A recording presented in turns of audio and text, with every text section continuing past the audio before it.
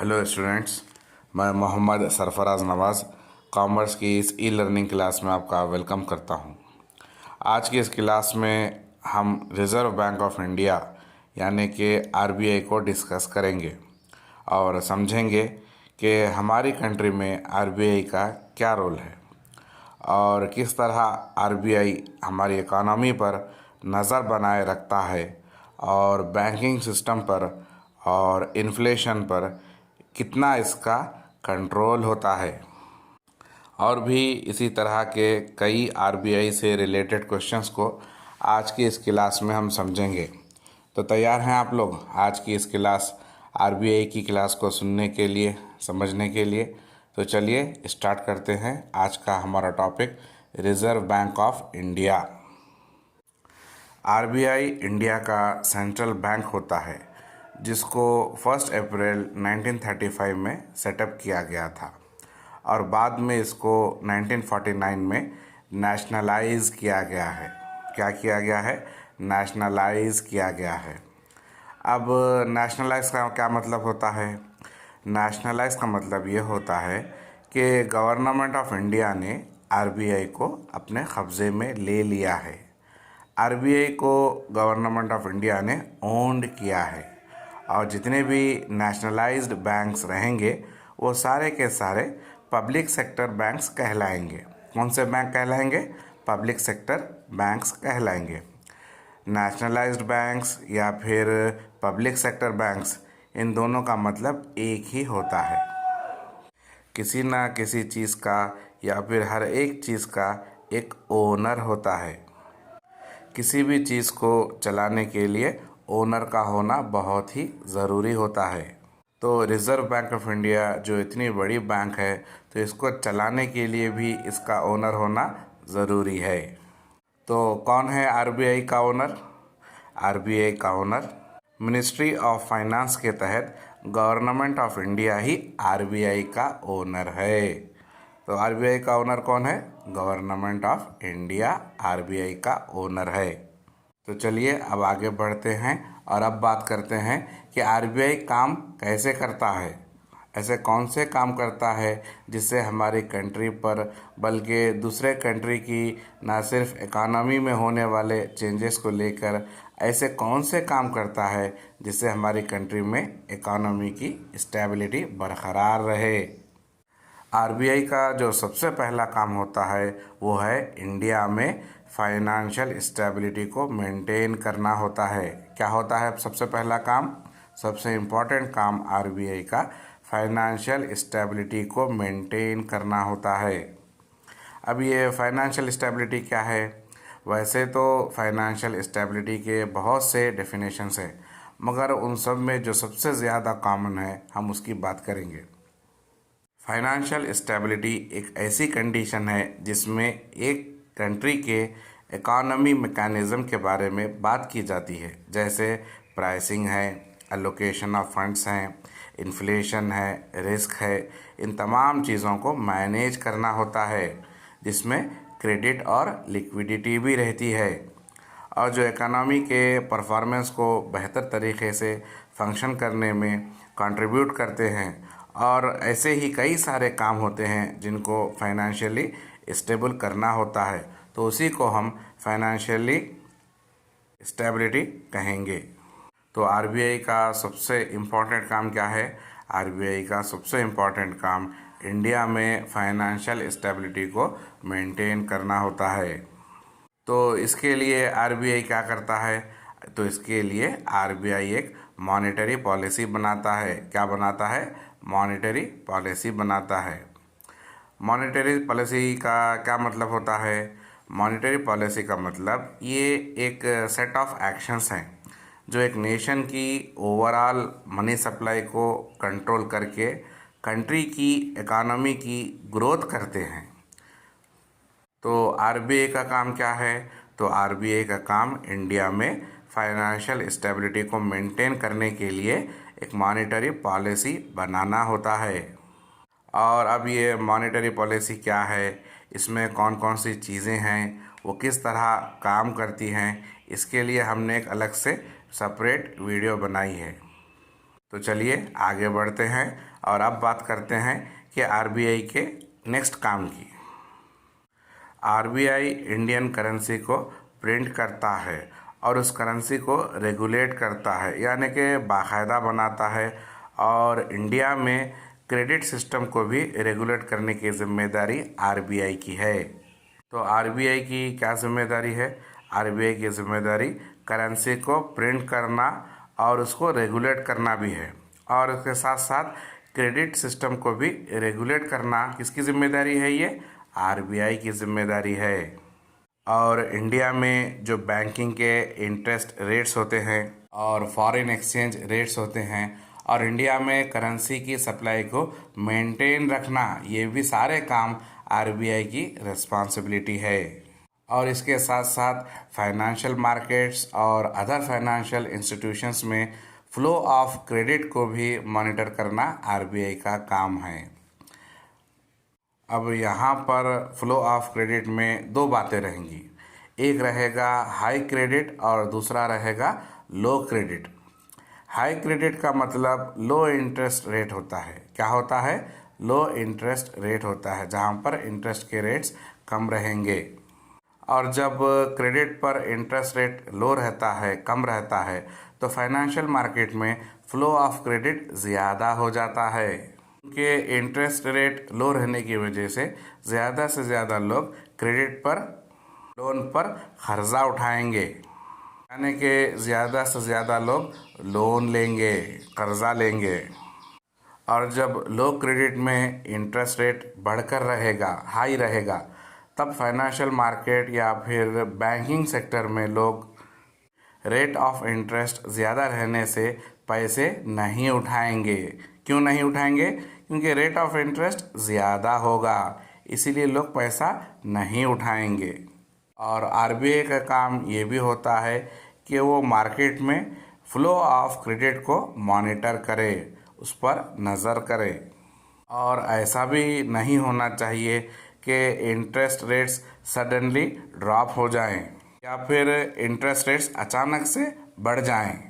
Flow of credit को RBI very closely monitor करते रहता है, और आरबीआई प्राइस स्टेबिलिटी को मेंटेन करते हुए कंट्री की ग्रोथ यानी इकोनॉमी पर नज़र रखता है। इंडिया के फाइनेंशियल सेक्टर्स जैसे कमर्शियल बैंक्स हैं, फाइनेंशियल इंस्टीट्यूशंस हैं और नॉन बैंकिंग फाइनेंशियल फर्म्स हैं, इन सब का सुपरविज़न करना भी आरबीआई का काम होता है। समझ में आ रहा है आरबीआई क्या क्या काम करता है?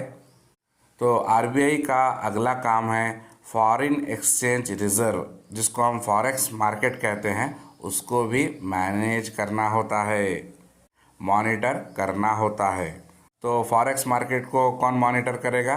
फॉरेक्स मार्केट को आरबीआई मॉनिटर करेगा, मैनेज करेगा, ताकि एक्सटर्नल ट्रेड में पेमेंट्स हो सके और उसको प्रमोट करना, डेवलप करना, ये सारे काम भी आरबीआई देखता है।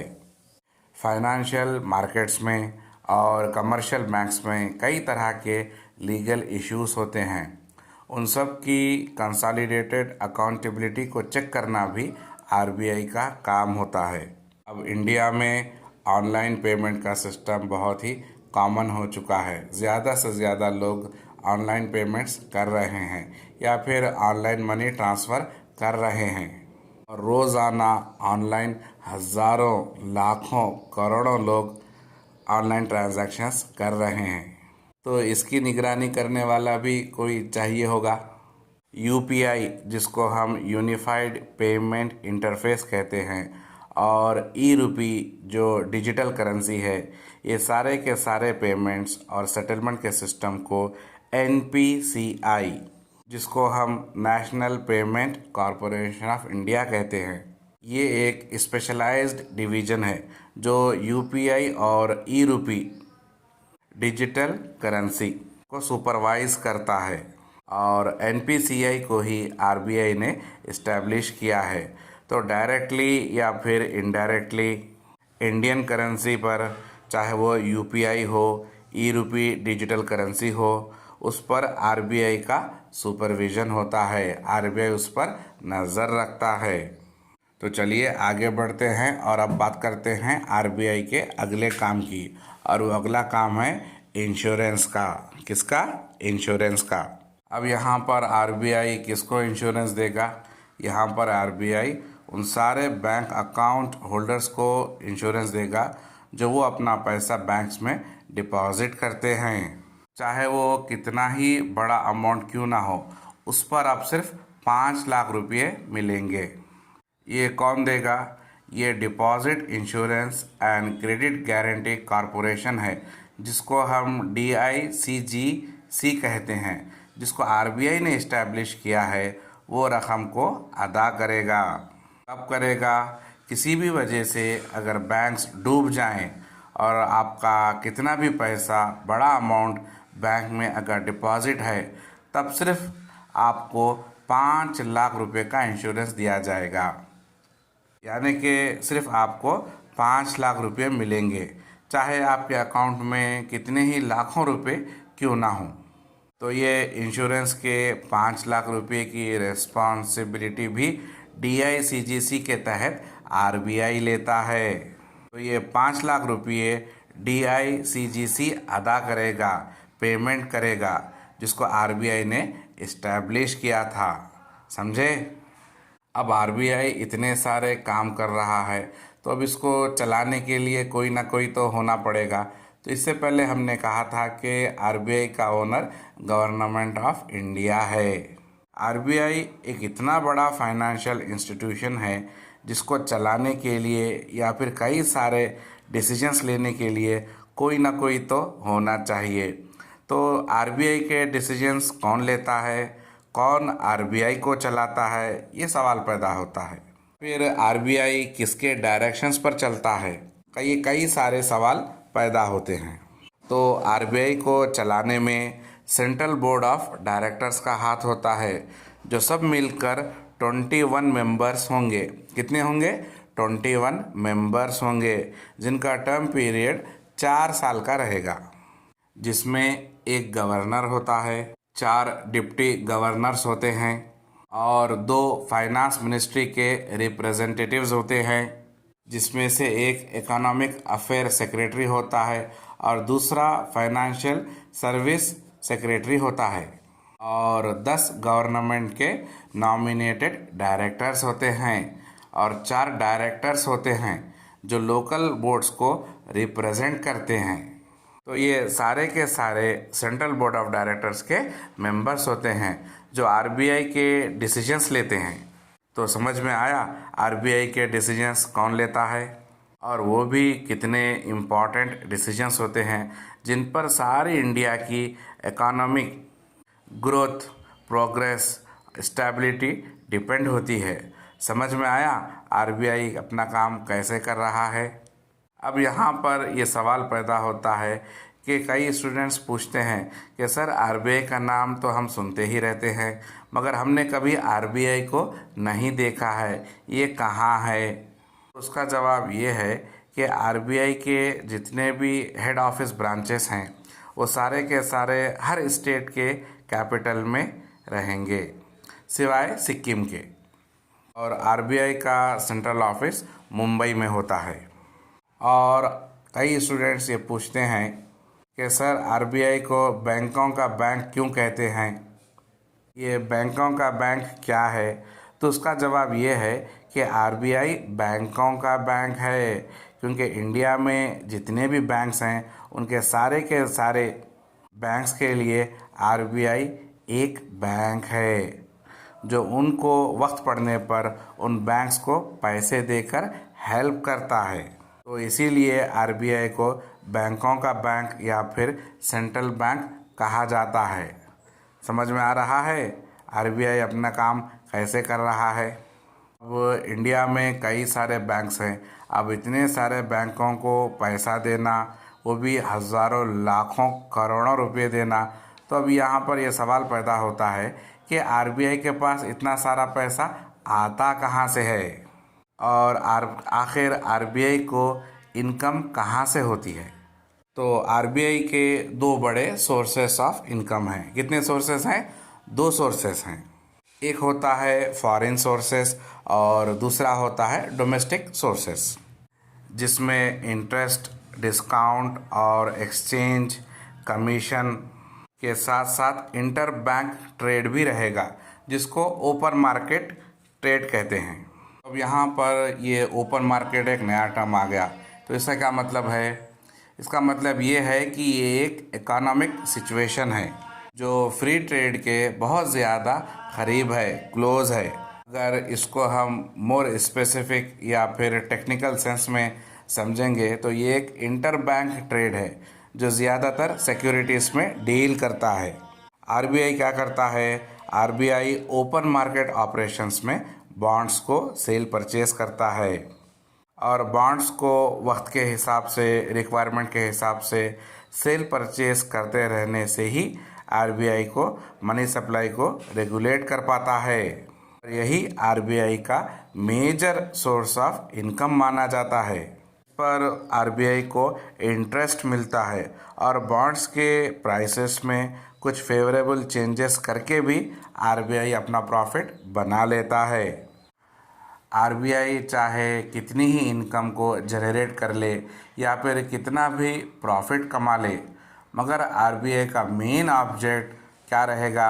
आरबीआई का मेन ऑब्जेक्ट रुपये की वैल्यू को प्रिजर्व करना होता है, रुपये की वैल्यू को मेंटेन करना होता है, जिससे इन्फ्लेशन और मनी सप्लाई कंट्रोल में आते हैं और ये इकोनॉमी को स्टेबिलिटी देने में हेल्प करता है।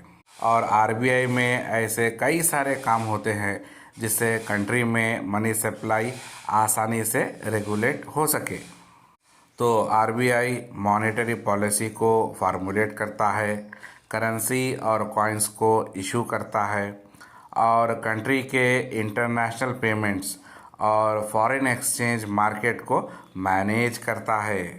और स्टेट गवर्नमेंट और सेंट्रल गवर्नमेंट के लिए इन्वेस्टमेंट बैंक का भी काम आरबीआई ही करता है और सारे बैंक्स के अकाउंट्स को वेरीफाई करना भी आरबीआई की जिम्मेदारी है। सारे बैंकों को क्रेडिट भी देता है और उन सब की कंसोलिडेटेड अकाउंटेबिलिटी को भी चेक करना आरबीआई का काम है।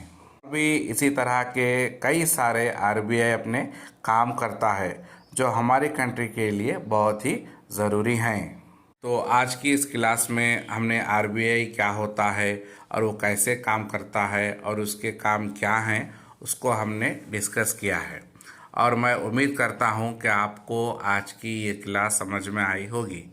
तो हमारी इस क्लास को यहीं पर रोकते हैं और मिलते हैं अपने नेक्स्ट वीडियो में। तब तक के लिए अपना ख्याल रखिए और कुछ नया सीखिए और अपडेट होते रहिए। Thank you.